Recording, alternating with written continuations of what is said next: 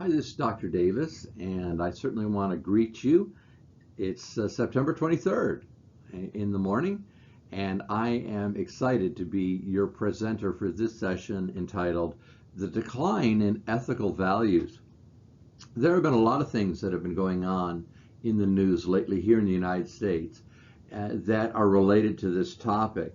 Uh, and we're seeing some social changes here in this country that 5 years ago, 10 years ago would have been unheard of. And I think a lot of it is due to this general decline in morality. And we see it in our elected officials who, without much thought, are violating the law or certainly participating in unethical behavior. And I think it is causing other people to do things that they would not normally do. We hear cases, and I don't know if you hear them in the Philippines, but there are stores in California that mobs of people come in and shoplift. They steal stuff right out of the store, and the store owners don't do anything about it because in California the law says that anything under $1,000 in value is a misdemeanor, and the police won't even arrest the person. They will not be prosecuted. But not only just the people stealing from stores that is a great concern. Our elected officials are routinely uh, lying and misrepresenting themselves in the things that they do. The Secretary of Energy on the President's cabinet uh, was caught in unethical behavior, and she basically just rationalized it away as a mistake. The President of the United States has been caught in numerous lies. He's made these claims that have been proven to be untrue, and he repeats them. And that's concerns me. Is I realize his age, and there's some concern about his cognitive abilities, but in these cases, he's repeating things that he's been told are not true, and he should know they're not true. So I think this sets a stage for this presentation. And I believe that we need to be talking about this declining ethical values because it affects every aspect of society. And the children are going to be the ones that are most damaged by this. And our schools are going to have to correct this behavior, even though that may not be their job. They're not the parents.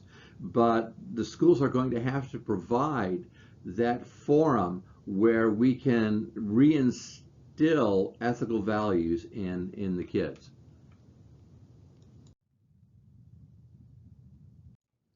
So what's your takeaway going to be from this session? I have an overarching goal, and that really is a practical application. You have to understand that one workshop by itself won't slow the decline in ethical values or the lack of ethical values. But what it will do is it'll present you with some tools that you can use in your school or in your classroom. Now, the focus for this workshop is uh, very targeted, I think, because you realize, first of all, that one workshop isn't going to change the world.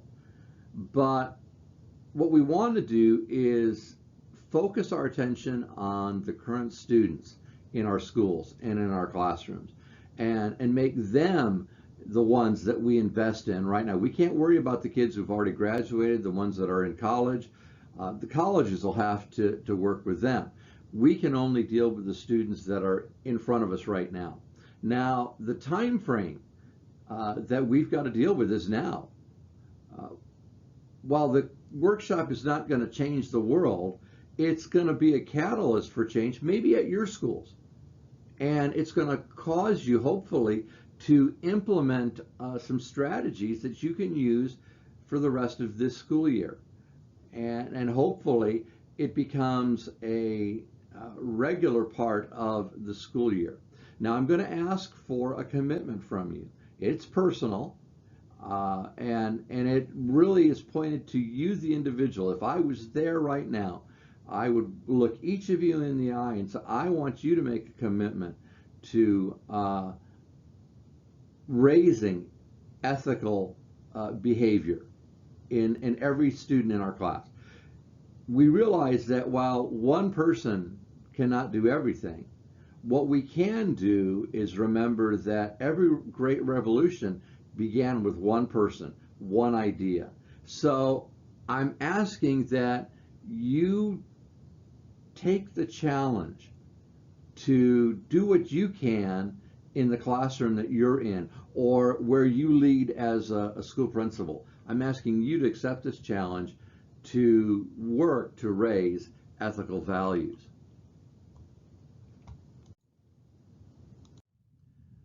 Okay, so let's realize that the task that's before us is one that requires Herculean strength, Hercules level strength.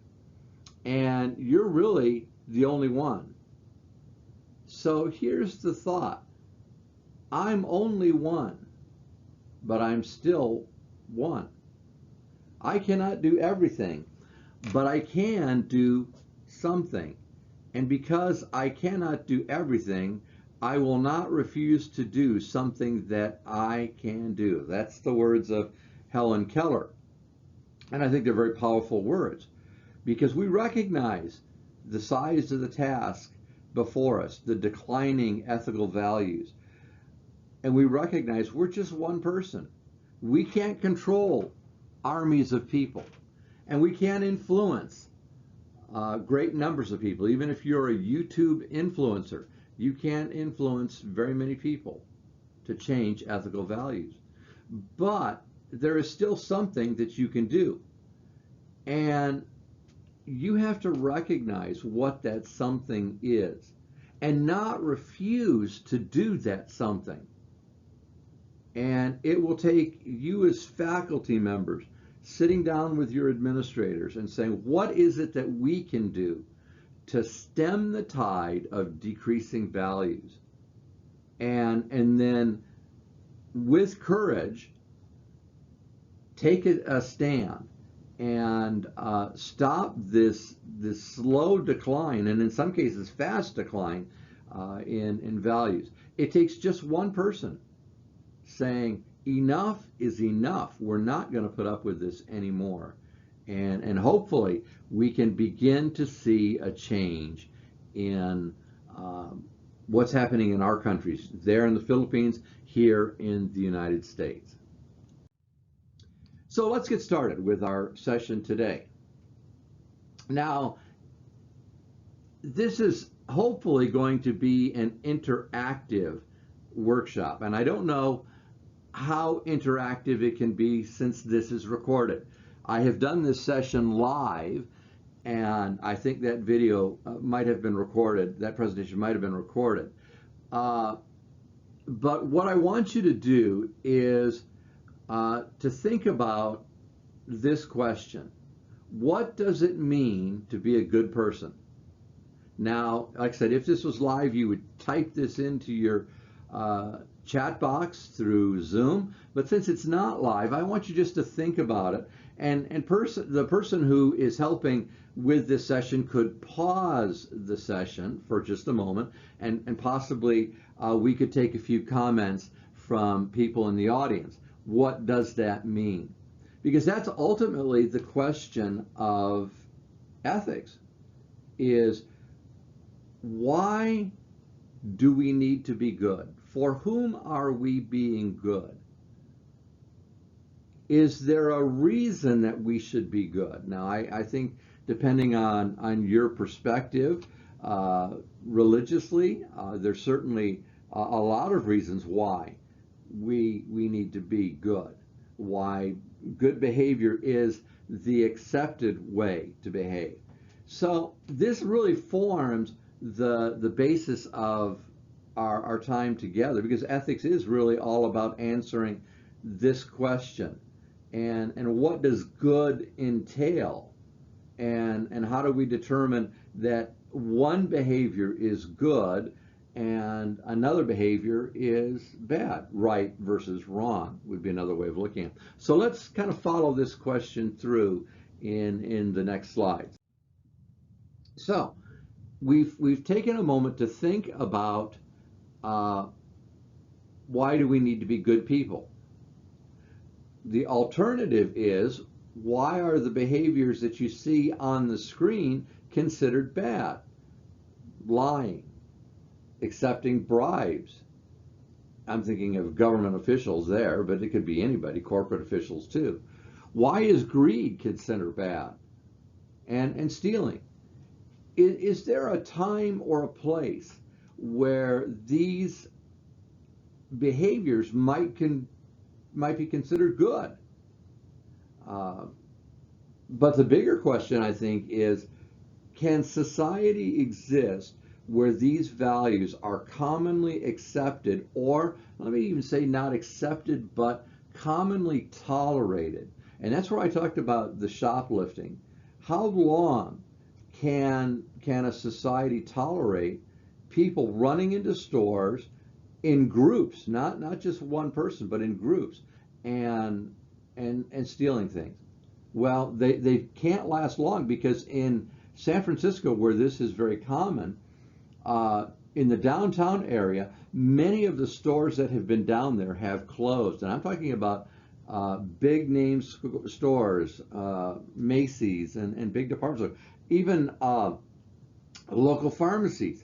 Walgreens is a pharmacy chain here in the United States, and they have closed their downtown stores, or they have locked everything behind glass cases, and you have to have a store clerk come and unlock the case so that you can get something out of it.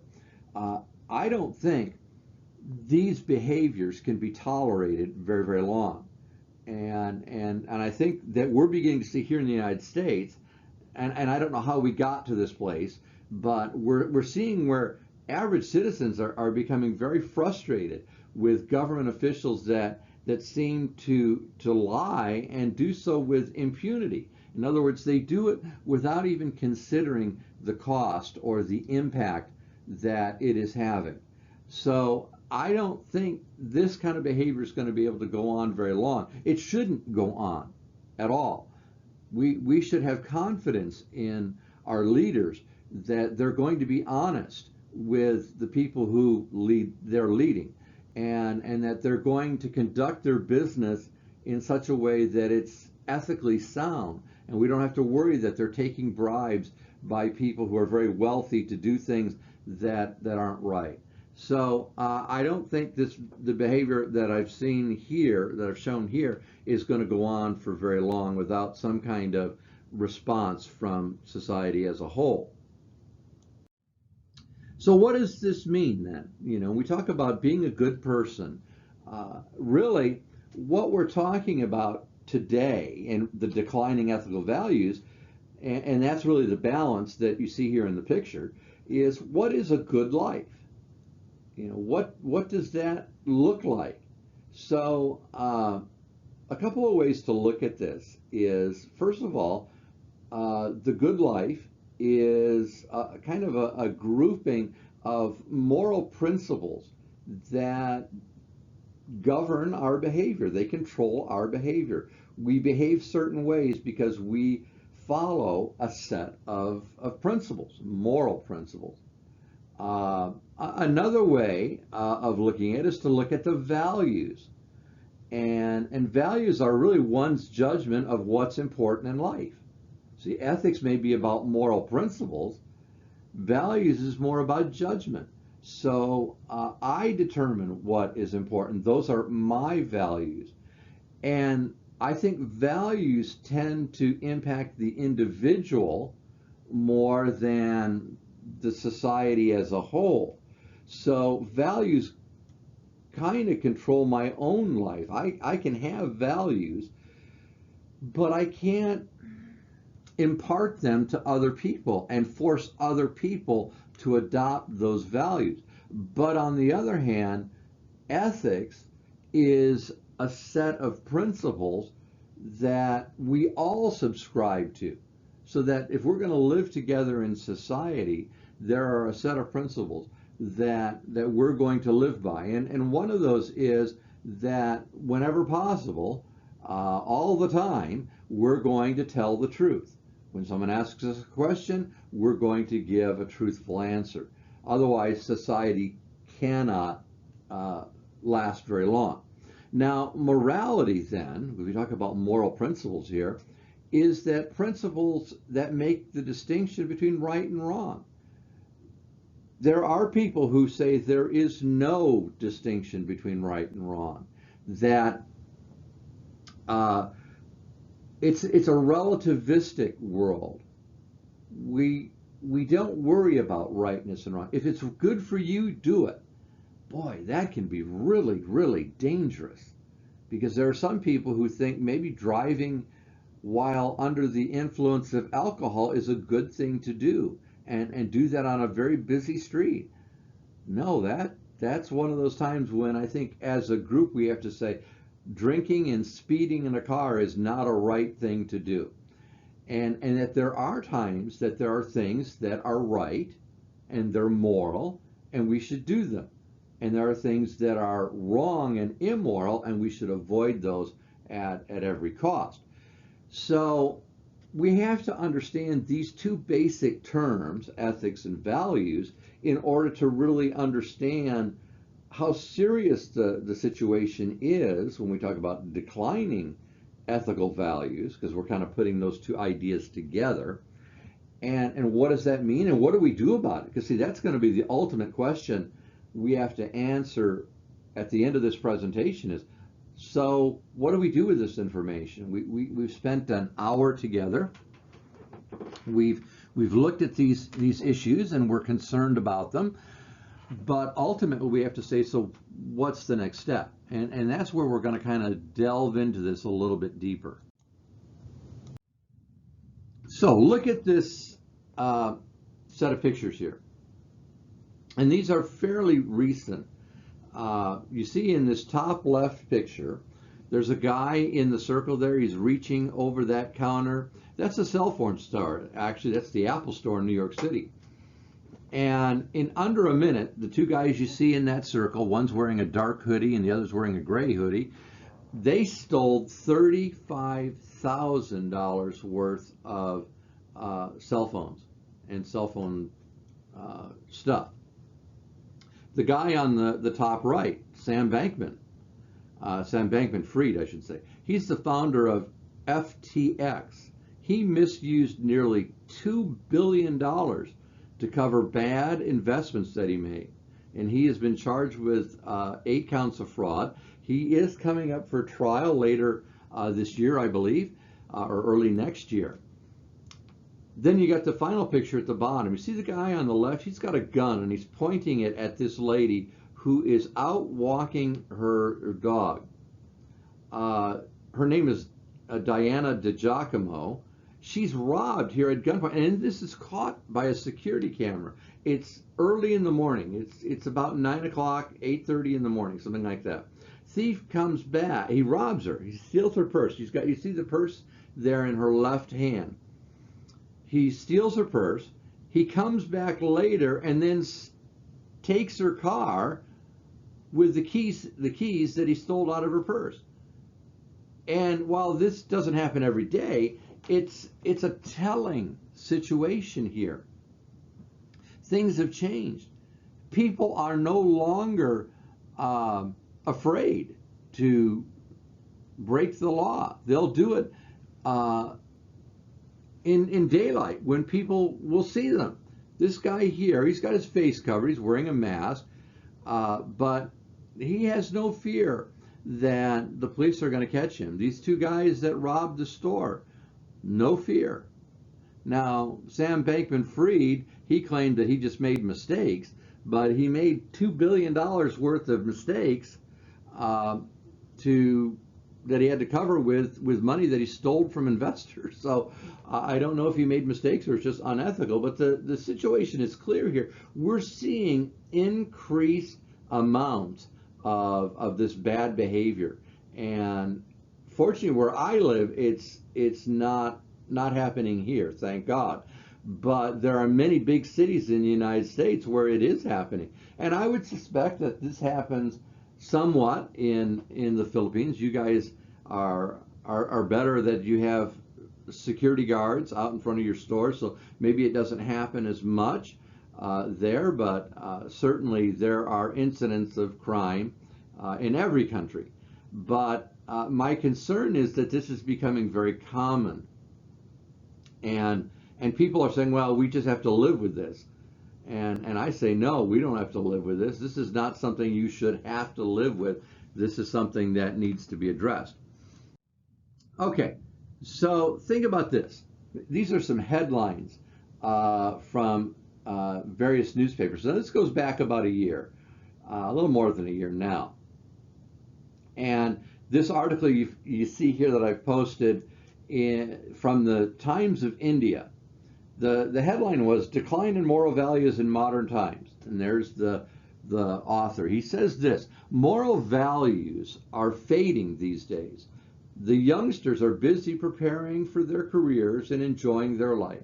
They have little concern for social problems or family affairs. The old people are often neglected. We hear cases of young people mistreating their old parents or even throwing them out. Certainly, that's something to be concerned about, and that's from India. So it's not just the United States or it's just the Philippines. The article goes on to say that electronic gadgets and mobile applications have changed the methods of learning. But we see nowadays that they have less regard for their mentors and they are glued to their iPads and laptops. Gone are the days when students valued their teachers and had immense gratitude for them. So certainly that's a concern that Richa Rajuru is pointing out here, that he's seeing a change in the young people in the world, and he's certainly pondering what impact that's going to have on the future. And I certainly think about that. I think about that for my own children, as to what world are they going to inherit from us?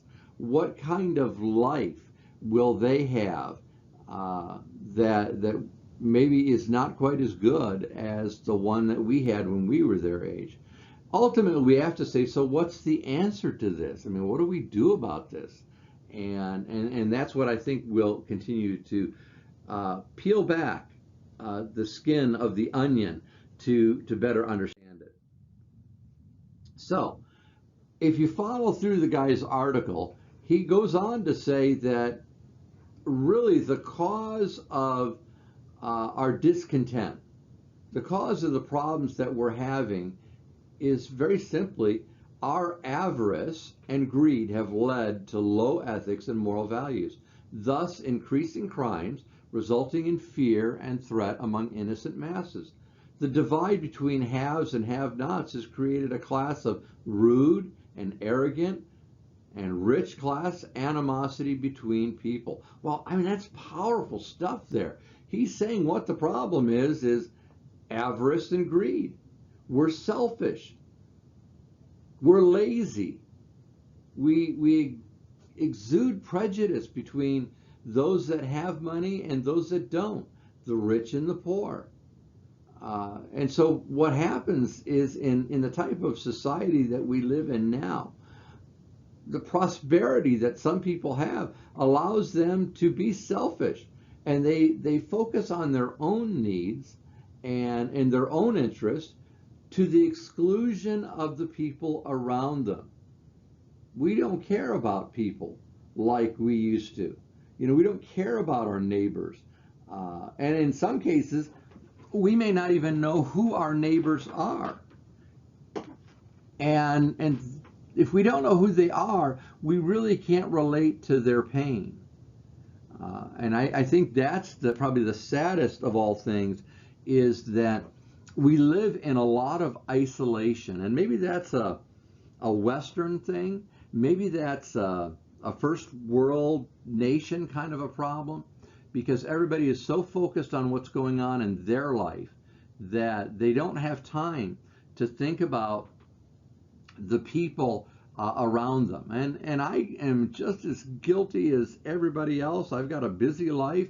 I have to focus on my family, and unfortunately, that doesn't leave a lot of time for other people. I have to make it a point in my life to really reach out and not become so self-absorbed. And the devices that we have certainly make it possible for us to become isolated. But the key is, if we're going to resolve this slow decline, we're going to have to deal with avarice. We're going to have to deal with laziness and greed, selfishness and prejudice as well. Now, the question that I asked here is the decline real or imagined? Because certainly various people who comment on societal issues take different perspectives as to, are we really seeing a decline in moral values, moral fiber, or are we just imagining it? Is it just a perspective or perception, I should say? Now, there was a meta-analysis of studies that examined decline in ethics over a 90-year period of time. I tried to find that link for you, but unfortunately could not find a link to the actual study. Now, in this particular analysis, there were 1 million participants listed. And when they were interviewed, they said that they believed there was in fact a decline in ethical behavior, and that this decline was something that was significant. So I don't think we're dealing with just a perception of a problem. I think there is a reality to it, and that really should encourage us even more. Now, the people who take the other side of this suggest that really that study of 1 million people is more of a perception, a rosy retrospection of the past that's really kind of biased. So when you talk about history, oftentimes you talk about it from the standpoint of, boy, those were the good old days. Back when I was a kid, those were great. Or college. We always talk about how fun college actually was, or our childhood was even better. That's what they call rosy retrospection or past bias. Yet, when we look at the statistics, and I only have statistics up through 2022, here in the United States, aggravated assault and robbery, and in this case, aggravated assault refers to some kind of violence that involves a weapon of some kind. The statistics show that those have gone up. Murder and violent crimes have also gone up. So if the critics of that past study suggest that this is imagined, then why are we seeing these crimes increase? That's certainly not a perception issue. That's something you can physically look at. The numbers of assaults or the numbers of murders, those have gone up. So I think there's more to it than it just being a perspective. I think we're really seeing a decline in values, and that should cause us to want to make some kind of change and slow the tide of decline down, if not stop it completely. So 50% of Americans, when you look at this particular survey, and it's in May of 2022, Gallup's Values and Beliefs poll, say that U.S. morality is poor. And I'm ashamed to have to say that as a proud American. Our morality has decreased. Now, if you dig a little deeper into that survey, you find that 78% of the surveyed Americans believe moral values are getting worse. Now, you could dismiss this as, well, this is just one survey. I mean, it was just 1 year. But look at this.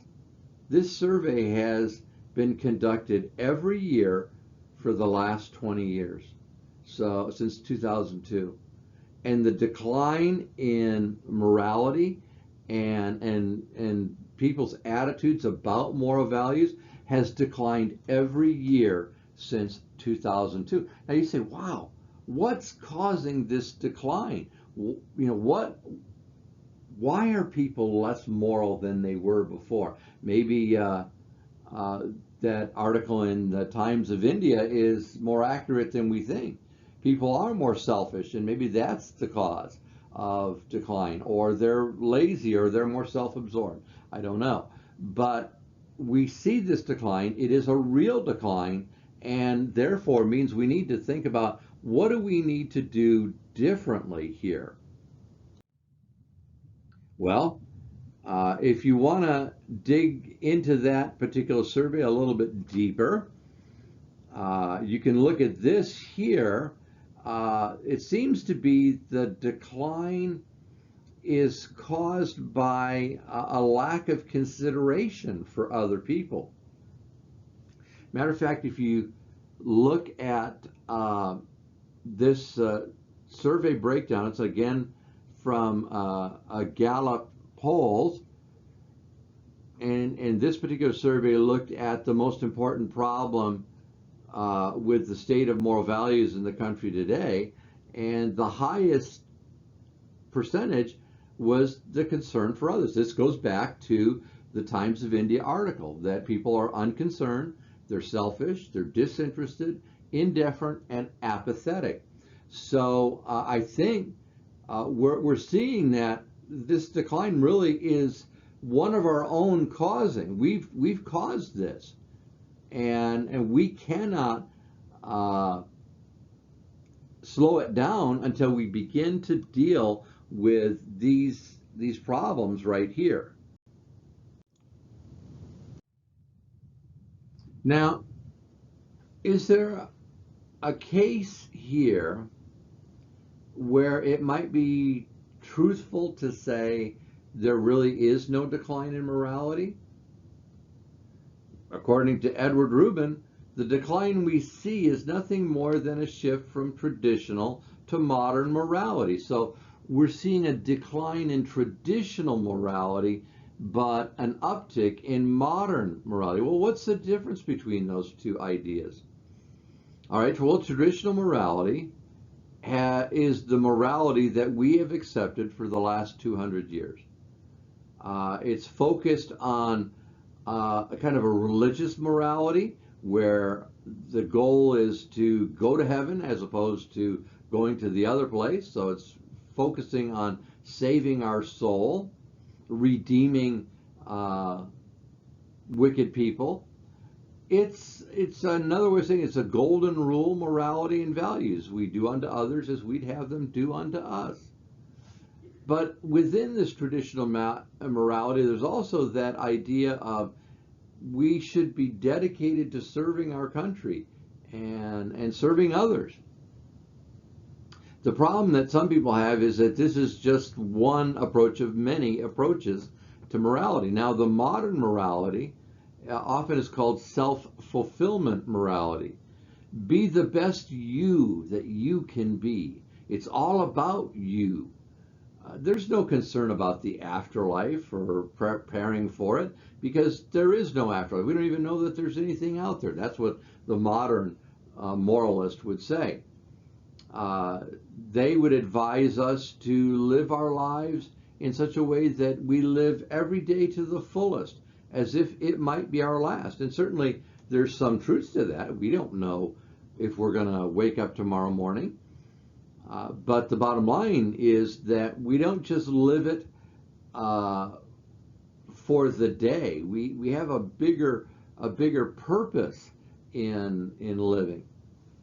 So I would disagree with Edward Rubin, who wrote the book Soul, Self, and Society, the New Morality and the Modern State. And he's suggesting that we're just seeing a normal shift from one type of morality to another.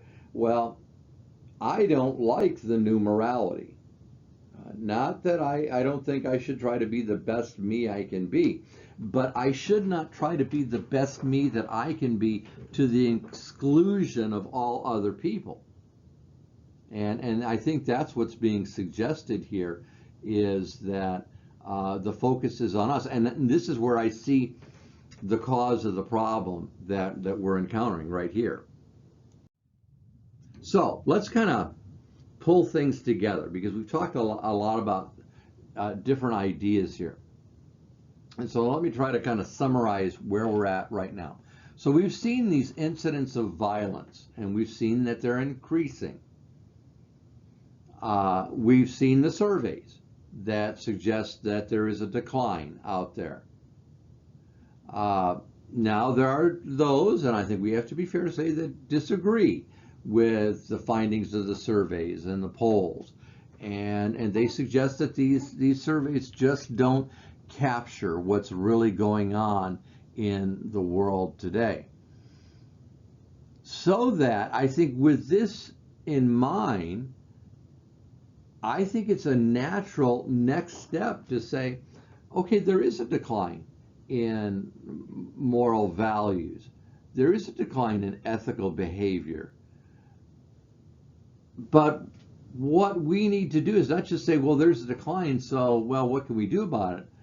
Is I think we need to work very carefully to prepare that next generation through character education. We have character ed programs, but I don't know that we've emphasized them to the degree that we need to emphasize them. And maybe that's part of the problem. We're raising kids who don't have a moral compass, and we need to instill that moral compass in them. So yes, I think we've got to take the necessary steps, and this is where I think the schools become valuable because they can instill the programs that can reach the kids and hopefully through the children reach the homes. So let's take a moment and kind of talk more about this moral compass for a minute. So how do we make moral decisions? Decisions that are based in values and that are aligned with a set of ethical principles. Well, first of all, you begin by consulting your own moral compass. Each of us have a feeling of right and wrong. Now, we may use different terms for what it is, that feeling. We call it conscience. And I think of the biblical story about Adam and Eve, where they were told not to eat from the fruit of the tree in the center of the garden, the knowledge of good and evil tree. And the snake, the serpent, tempted Eve and convinced her to go ahead and do it. And after both Eve had eaten of the fruit and she gave the fruit to her husband and he ate it, they immediately knew that they had done something wrong because they could tell that they were naked. And prior to that, they didn't know that they were naked. And even God says, well, who told you you were naked? And that's when they confessed that they had eaten from the tree of the knowledge of good and evil, which they were told not to do. And so there was a feeling in Adam and Eve that, oops, we've done something really wrong. That's the conscience. All of us have been given that. Now, you might call it an internalized set of values if you want to make it sound, academic. But the bottom line is that compass, that moral conscience that we all have is something that kind of makes us feel a certain way when we've done something right as opposed to doing something wrong, and we feel it as well. And now we can damage that compass to the point that we no longer feel that little prick when we've done something wrong. And that's a very bad place to be. So you don't want to ignore that moral compass because eventually you're not going to feel it and you're not going to be able to tell if something is right or wrong. Now, there is no universal agreement on which values are part of a moral compass. And that probably should be left to other people to make that decision. My point here is just that we all have a device, quote unquote device, something in us that helps us make moral decisions. We know what right and wrong is, even if that's from our religious upbringing, or we know what is right and wrong from a societal standpoint.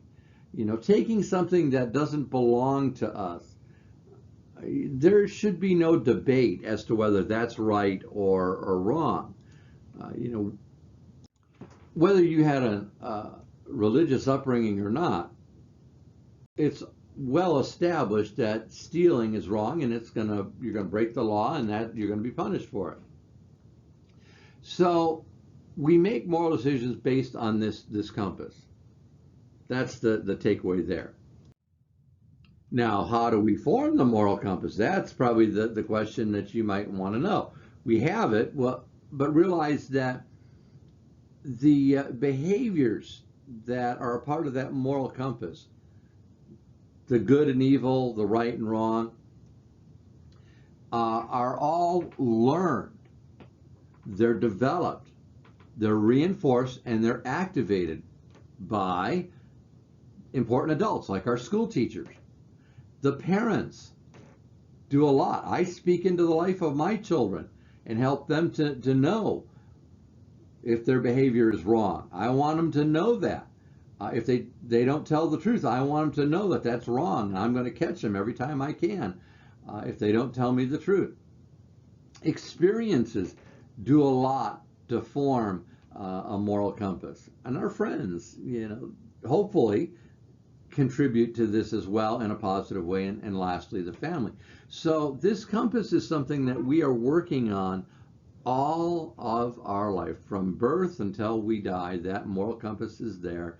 And eventually we have established it enough that, we don't question is something good or evil, because our compass is sufficiently developed from all of these people and experiences that we know whether this is a good thing or this is bad. Now, there are certain things that are what we call gray areas. They're a little bit harder to determine. But I would say that the majority of things that we encounter are more black and white than maybe we would like to think. And there aren't 50 Shades of Gray out there, as the movie would suggest. We can tell pretty much right and wrong, and kids know that. Now, they may want to do wrong because they're afraid of the consequences from their peer group, but the bottom line is that they know right and wrong because their parents have instilled it in them. So how does this compass work? Well, you have to understand that the moral compass is a choice. So look at these two devices. You got the thermometer on the left, and you got the thermostat on the right. Now, you may not have a thermostat in your house unless you have central air, but you probably have one of those Mitsubishi or Mitsubishi type air conditioners in your house where you can set the temperature for that device, and it comes on when it gets warmer than what you said, or it shuts off when it reaches your desired temperature. So what the difference between these two devices is, a thermometer just provides information. It tells you how warm it is outside. Well, here in the United States, in some places, it tells you, if it's really cold too, and whereas in the Philippines, that temperature probably doesn't change too much, except maybe if you go up to Baguio or a place like that up in the mountains where it might get a little bit cooler. But the thermostat not only provides the temperature, but it also provides the control. And that's why the thermostat is different from a thermometer, because it turns on the air conditioner and it turns it off. Now, a moral compass is not a thermostat. It's a thermometer, for example, because it provides information. It lets us know when something is not right, or whether it might be evil or it might be good. I have to make the choice. So it lets me know, hey, this situation you better be careful with. But I still have to make the choice to be honest, or I still have to make the choice to be ethical. I'm free to follow my moral compass, or I'm free to ignore it. But I ultimately have to live with the consequences, because my moral compass may say, don't do this, this is wrong, and I ignore it, and then I have to face the consequences of I broke the law, or I was embarrassed, I was caught in a lie, whatever the situation may be. I live with those consequences. So we have this moral compass. The trick for us is to always listen to what is the compass telling us, because like a thermometer, if the weather is really cold, like you see in the background of this picture with this young lady, I want my moral compass to tell me, oh, this is the situation, so I need to behave a certain way, and I must choose to behave that way. See, her thermometer tells her it's cold outside, because that white stuff you see behind her is snow. And so she's got a coat and a hat on and gloves because it's cold. You see, that's what a moral compass is. It provides us with information. And ultimately, the behavior that we have is left up to us. We have to make the choice. Now, while everybody has a moral compass, we don't have the same one.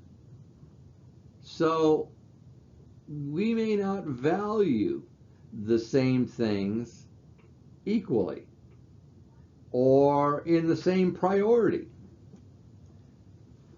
Honesty and courage, putting others first, are certainly important values, but there is no agreed upon order in which those values should be listed. What's the most important one of those three? Honesty, courage, or putting others first?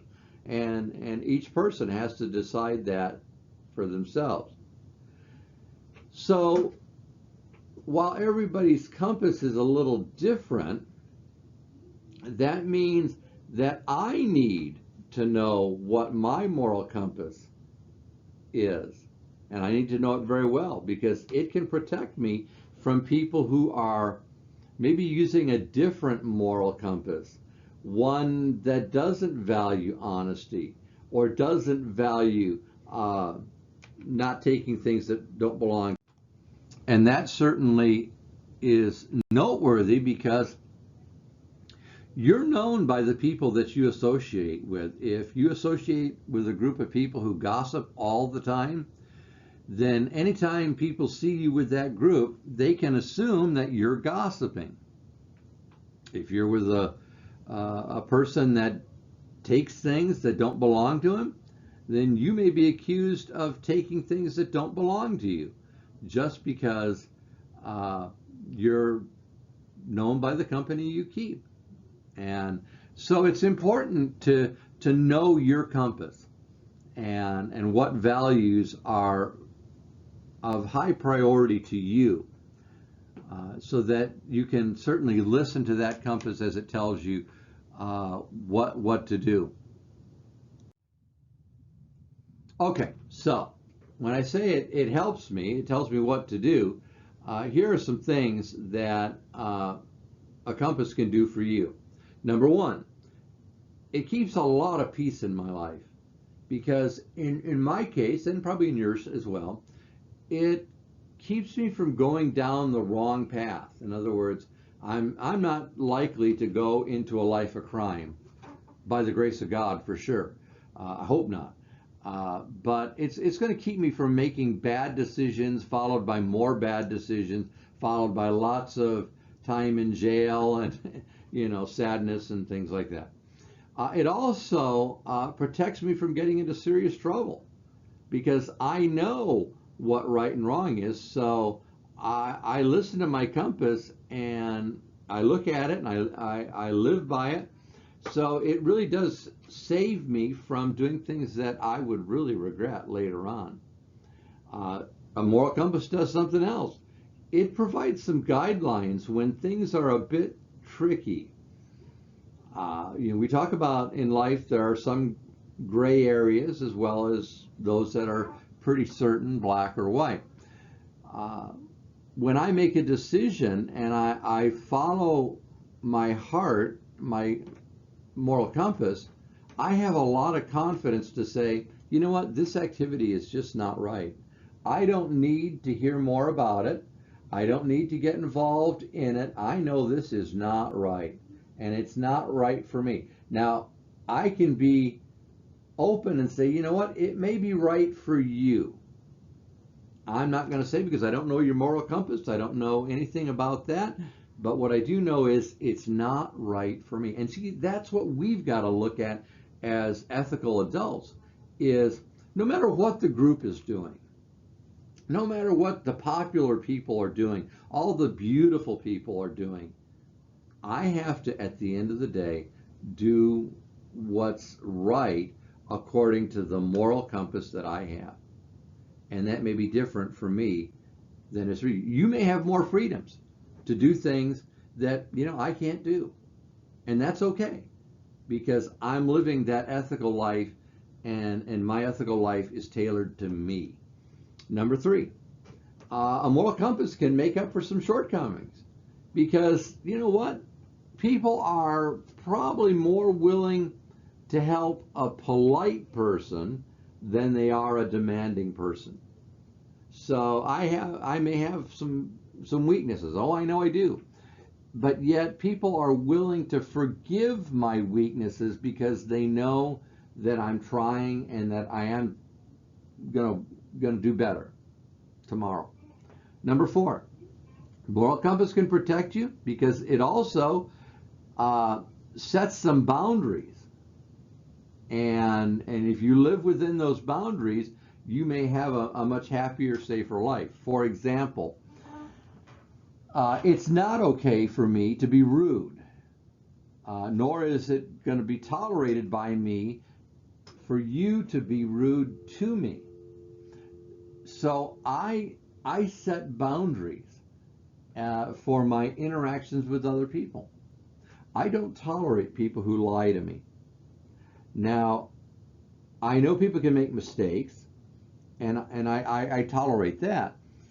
But people who are consciously lying to me and they have no plan to stop doing that, those are people I can't be around. I can't interact with them because they're just too dangerous to me.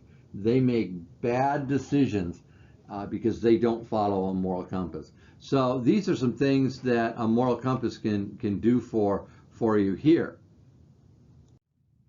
Now, is there a time that the moral compass hurts me? Well, in the short term, certainly. There may be some projects, activities, friendships, and partnerships you can't join. Uh, I had a friend who was involved in some activities that my moral compass would not allow me to be involved in. They weren't illegal, but they were definitely unethical or questionably unethical. Weren't sure. They may not have been black, but they were probably gray areas that I'm not sure. So it was better for me not to associate with those people. And yes, it did cost me the friendship because we just went different ways. I don't know that person today. I don't know where he's at, but I knew my moral compass would not allow me to participate. Now, in the long term, even though I've had some things that my moral compass wouldn't let me do, in the long term, there are more benefits than there were deficits to having and following my moral compass because I got into the right relationships. And so whatever I gave up was not worth what I gained from it. And I think that's the case for a majority of people, is they get far more from it than they ever have to give up. Okay, so when we say why a decline in morality, now we said there's a decline in ethical values. What about morality? Well, I think very simply, we've forgotten the golden rule. We no longer do unto others as we would have them do unto us. We do to them before they do to us. So yes, as the survey said, uh, greed and avarice are huge. We have people who refuse to work because they would rather get money from the government to stay at home, and it's not a lot of money. They could make more money working, but they choose not to because they would rather sit at home watching TV or playing on their cell phone. Uh, that's a problem. They are the ones who are living off of the work of other people. There's certainly the belief that the richer you are makes you better than others, and that I don't see as an accurate belief, but there are those who hold it. And so, if they consider themselves better, they justify their behavior, and they say, well, I'm allowed to do this because I'm a better person. And I think that may be some of the problems we're seeing in well-known people here in the United States who are doing bad things. They think because they're so wealthy, they're entitled to be able to do those things. And that may be causing the decline in morality. So here's where we get into the practical side. How do we stop it? Because we've talked about it, and talking about it is great, but it's not enough. So here are the people I think that need to be involved in, stemming the tide of unethical behavior. First of all, it's the parents. Parents need to teach their kids character. Teach them the golden rule. Teach them the difference between right and wrong.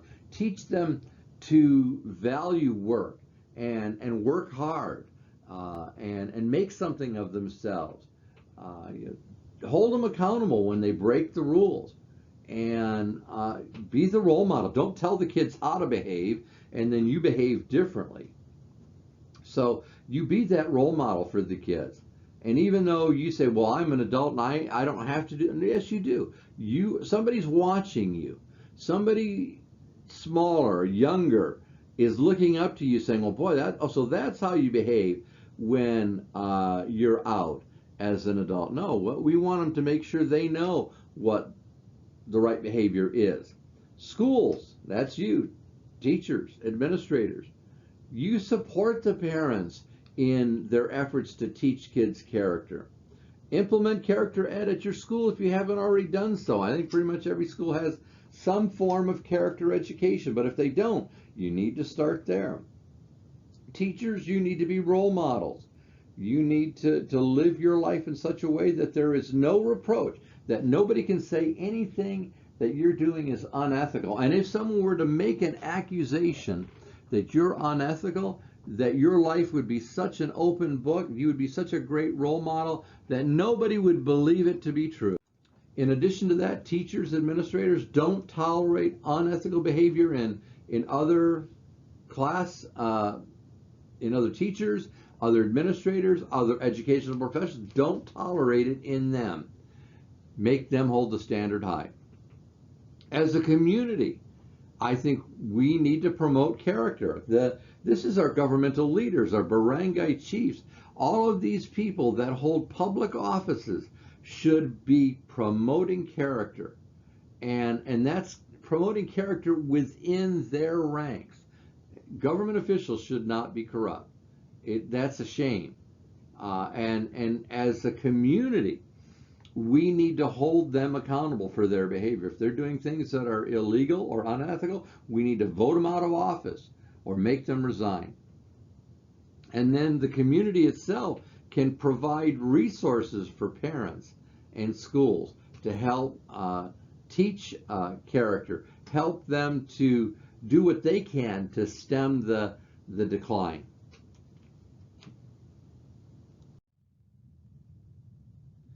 So let's talk about schools, because that's where we're at. We've said schools need to be involved in it. So what is it that schools could do? Well, there is a program called Positive Behavior Intervention Supports, PBIS, and it's a systematic strategy to achieve social and academic goals by preventing problem behaviors. Now, you can look more about this by going to this web link I have here in the presentation, www.pbis.org.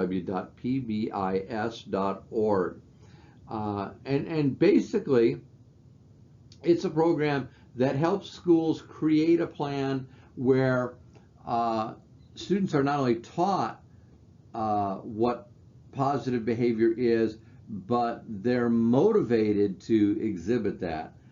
There's another program called Social and Emotional Learning, and it identifies 18 character traits that students should adopt.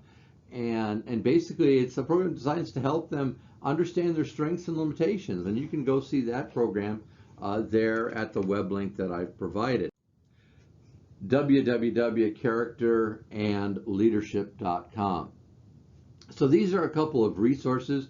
They have free components that you can get. You don't have to necessarily buy a program and try to install it in your school. There are a lot of resources there that you can use.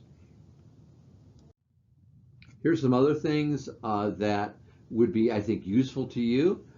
Here's a character ed curriculum, and you can see it there. They're all from this company called Talking Trees, and it's talkingtreebooks.com. And here are some things that they provide on their website. They're free. That's the key. 50 plus free character ed curricular resources, and here are some examples of those. There are lesson plans, and the lesson plans are at various levels, lower elementary, middle school, and then secondary. So that would be one that would be available to you. So go to Talking Trees, their website listed there, and you can download those resources to use at your school. I've tried to find free things for you because I know budgets are strained to the max, and there may not be money for this. So this is a way that you can get them and use them in your school, and I would encourage you to do that, because it's going to take us using these kinds of tools to stem that decline. So here is an assignment. We talk about the interactiveness of this workshop, and I think that we can't just end it with, okay, well, here's some resources, this is the problem, without your personal commitment. And I told you I was going to ask for a commitment. And there are 4 parts to this personal integrity plan. And it begins, first of all, reviewing your moral compass. I want you to think about the values that are important to you.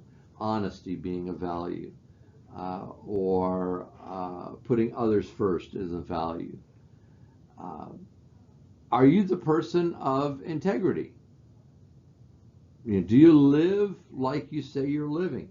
Or is your private life a little different from your public life? In other words, is there a conflict between your private life and your public life? And if there is, you need to resolve that conflict. Because if you're not a person of integrity, then you're not going to be able to stem that tide of declining values.